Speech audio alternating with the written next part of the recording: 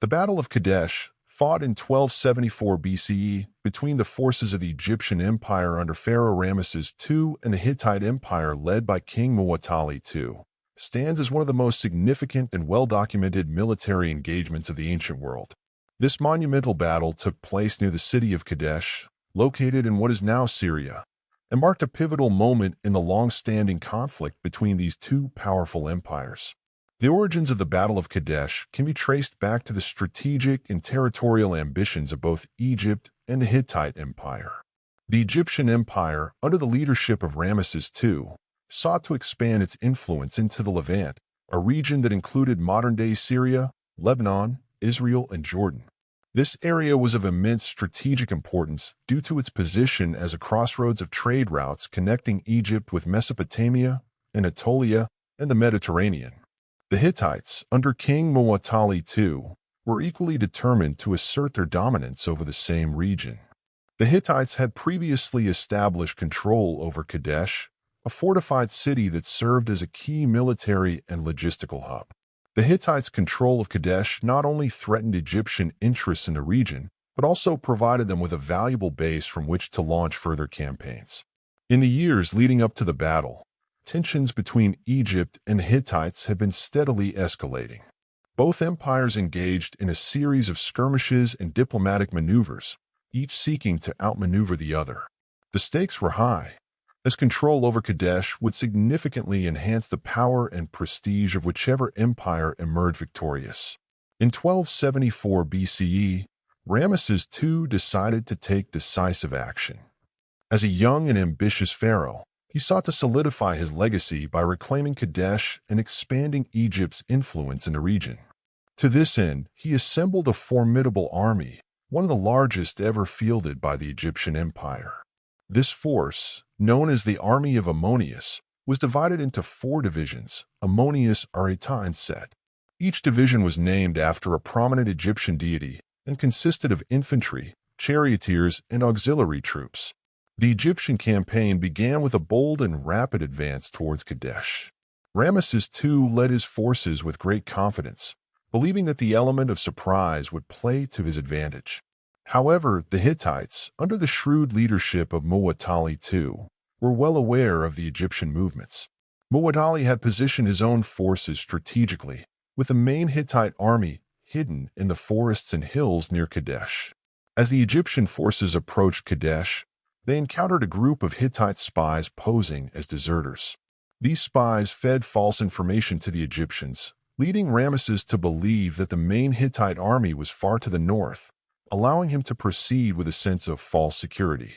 The Egyptian divisions advanced in a relatively loose formation, with the Ammonius division leading the way and the other divisions trailing behind. It was at this critical juncture that the Hittites sprung their trap. Muwatalli ordered his charioteers to launch a sudden and ferocious attack on the Ammonius division, catching them off guard and causing significant chaos and confusion. The Hittite chariots, renowned for their speed and maneuverability, wreaked havoc on the Egyptian ranks. Ramesses II, finding himself isolated and surrounded, took personal command of the situation. In a display of remarkable courage and leadership, he rallied his troops and fought valiantly to stem the tide of the Hittite assault. The initial stages of the battle were marked by intense and brutal combat. The Hittites pressed their advantage, seeking to overwhelm the Ammonius division before the other Egyptian divisions could arrive. Despite the chaos, Ramesses II managed to hold his ground, demonstrating his tactical acumen and inspiring his soldiers with his presence on the battlefield. The timely arrival of the RA division provided much-needed reinforcements, allowing the Egyptians to mount a counter-offensive and push back the Hittite forces. As the battle raged on, both sides demonstrated remarkable resilience and determination. The Hittite charioteers, led by Muwatalli himself, continued to launch relentless attacks, seeking to exploit any weakness in the Egyptian lines. Meanwhile, Ramesses II coordinated his forces with precision, directing his charioteers and infantry to counter the Hittite advances.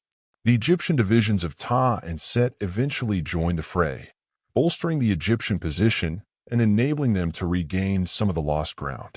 The battle reached a critical turning point when the Hittites attempted to encircle the Egyptian forces. Muwatalli's strategy was to cut off the Egyptian retreat and force a decisive confrontation. However, Ramesses II's leadership and tactical prowess once again came to the fore. He orchestrated a series of well-coordinated maneuvers, exploiting gaps in the Hittite lines and launching counterattacks that disrupted the encirclement attempt. Despite the intense fighting, neither side was able to achieve a decisive victory. The battle eventually reached a stalemate, with both armies exhausted and unable to deliver a final, crushing blow. The Hittites, having failed to secure a conclusive victory, began to withdraw from battlefield. Ramesses II, recognizing the opportunity to claim a symbolic triumph, pursued the retreating Hittites, further bolstering his reputation as a fearless and determined leader. The aftermath of the Battle of Kadesh was significant for both the Egyptian and Hittite empires. While the battle itself was inconclusive, it had far-reaching consequences for the geopolitical landscape of the region. Ramesses II, upon his return to Egypt, declared the battle a great victory and had his achievements immortalized in inscriptions and monuments. These accounts, known as the Poem of Pentor and the Bulletin, portrayed Ramesses as a heroic figure who single-handedly turned the tide of battle. For the Hittites, the battle underscored the challenges of maintaining control over their vast empire. Although they had managed to hold their ground against the Egyptians, the inability to secure a decisive victory exposed vulnerabilities in their military strategy. In the years that followed, the Hittites continued to face internal and external pressures, ultimately leading to the decline of their empire. The Battle of Kadesh also had a profound impact on the relationship between Egypt and the Hittite Empire.